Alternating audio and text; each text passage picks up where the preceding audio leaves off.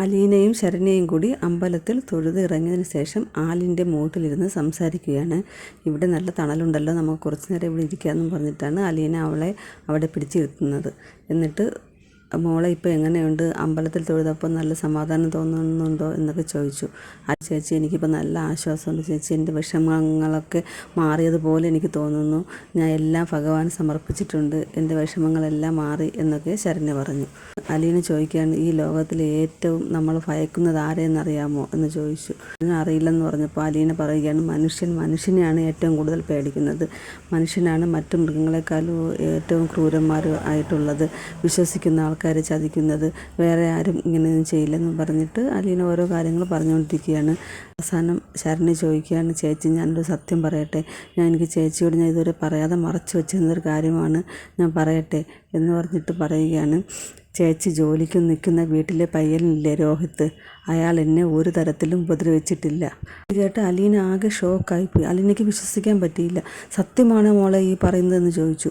അപ്പോൾ ശരണ്യ പറയുകയാണ്, സത്യമാണ് ചേച്ചി, മറ്റു 3 പേരും കൂടി പിടിച്ച് വലിച്ചാണ് അയാളെ എൻ്റെ അടുത്ത് കൊണ്ടുവന്നത്. അയാൾ എന്നെ ഒന്ന് തൊട്ടിട്ട് പോലുമില്ല എന്ന് പറഞ്ഞു. എന്നിട്ട് അന്ന് നടന്ന കാര്യങ്ങൾ ഇങ്ങനെ ഓർത്ത് പറയുകയാണ്. ശരണ്യ ബെഡിൽ കിടക്കുമ്പോൾ മറ്റു 3 പേരും കൂടി ഹരിയെ പിടിച്ച് വലിച്ചു കൊണ്ടുവരികയാണ്.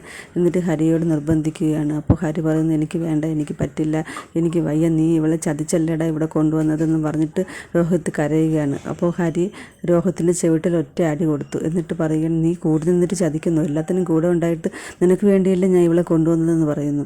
അപ്പോൾ രോഹിത്ത് പറയുന്നത്, നീ കള്ളം പറയരുത്, പച്ച കള്ളമാണ് ഇവൻ പറയുന്നത്, ഞാനങ്ങനെ പറഞ്ഞിട്ടില്ല, നീ ചതിച്ചാണ് അവളെ ഇവിടെ കൊണ്ടുവന്നത് എന്നൊക്കെ പറഞ്ഞു. എന്നിട്ട് രോഹിത്ത് പറഞ്ഞു, എന്നെ വെറുതെ വിട് ഹരി, എന്നെ വെറുതെ വിട്, ഞാൻ ഒന്നിനുമില്ല, എനിക്ക് പറ്റില്ല ഹരി എന്ന് പറഞ്ഞു.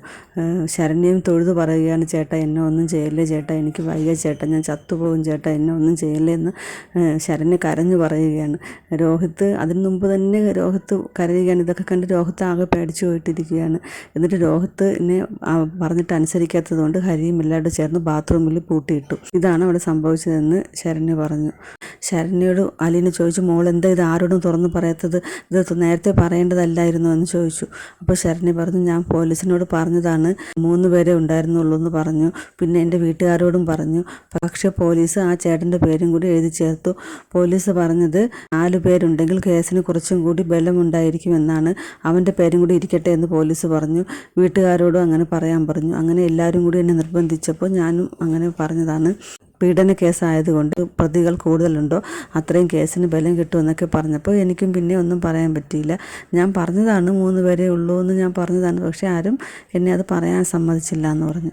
ശരണ്യ അലീനയോട് ചോദിക്കുകയാണ്, ചേച്ചിക്ക് എന്നോട് വെറുപ്പാണോ, ഞാൻ ചെയ്തത് തെറ്റായി പോയോ ചേച്ചി, ഞാൻ ഇനി എന്താണ് ചെയ്യേണ്ടത്, ചേച്ചി പറഞ്ഞാൽ അതുപോലെ ചെയ്യാം, ഞാൻ എല്ലാം മാറ്റി പറയണോ, എങ്കിൽ ഞാൻ മാറ്റി പറയാം ചേച്ചി എന്നൊക്കെ പറഞ്ഞു. അപ്പോൾ അലീന പറഞ്ഞു, മോളുടെ മനസാക്ഷി എന്ത് പറയുന്നു അതുപോലെ ചെയ്താൽ മതി, ഞാനൊന്നും പറയില്ല, ഞാൻ മോളെ ഒരു തരത്തിലും സ്വാധീനിക്കാൻ വേണ്ടി വന്നതല്ല, എൻ്റെ മനസാക്ഷി എന്നോട് പറഞ്ഞു നീ ആ പെൺകുട്ടിയെ പോയി കാണണം, അവളെ കൈപിടിച്ച് ജീവിതത്തിലേക്ക് തിരിച്ചു കൊണ്ടുവരണം, നിനക്ക് മാത്രമേ അതിന് സാധിക്കൂ എന്ന് പറഞ്ഞു, അതുകൊണ്ടാണ് ഞാൻ വന്നത്, അല്ലാതെ എനിക്കിതിൽ ഒരു നേട്ടവുമില്ല, മോളുടെ മനസാക്ഷി എന്ത് പറയുന്നു അതുപോലെ മോൾ കേൾക്കണം എന്ന് പറഞ്ഞിട്ട് അവളെ സമാധാനിപ്പിച്ച് വീട്ടിൽ തിരിച്ച് കൊണ്ടാക്കി.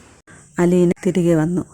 അലീന അത് തന്നെ ആലോചിച്ചുകൊണ്ട് വരികയാണ്. അലീനയുടെ മനസ്സിൽ കൂടി രോഹിത്തിൻ്റെ മുഖം കടന്നു പോവുകയാണ്. അവൻ വിഷമത്തോടെ നോക്കുന്നത്, ജയിലിൽ വെച്ച് അവനെ കണ്ടത്, അവൻ ലോക്കപ്പിനുള്ളിൽ കിടക്കുന്നത്, അലീനയെ വിഷമത്തിൽ നോക്കുന്നത്, അവൻ്റെ മുഖത്തെ സങ്കടം, ഇതെല്ലാം അലീന ഓർക്കുകയാണ്. അവൾക്ക് നല്ല വിഷമം തോന്നി.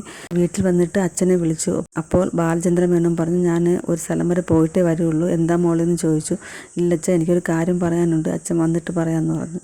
അലീന ബാലചന്ദ്രൻ മേനോനെ വെയിറ്റ് ചെയ്തിരിക്കുകയായിരുന്നു. ബാലചന്ദ്രൻ മേനോൻ എത്തിയപ്പോൾ അലീന പറയുകയാണ്, അച്ഛൻ ഞാനൊരു കാര്യം പറയട്ടെ, അച്ഛൻ എടുത്തു ചാടുകയോ പെട്ടെന്ന് ദേഷ്യപ്പെടുകയോ ഒന്നും ചെയ്യരുത്, സമാധാനത്തോടെ കേൾക്കണം. ഞാനിന്ന് ശരണ്യയോട് സംസാരിച്ചപ്പോൾ ശരണ്യ പറയുകയാണ്, രോഹിത്ത് അവളെ ഒരു തരത്തിലും ഉപദ്രവിച്ചിട്ടില്ല എന്നാണ് ശരണ്യ പറഞ്ഞത്. ഇത് കേട്ട് ബാലചന്ദ്രൻ മേനോൻ വിശ്വസിക്കാനാവാതെ അലീനെ തന്നെ നോക്കിക്കൊണ്ടിരിക്കുകയാണ്.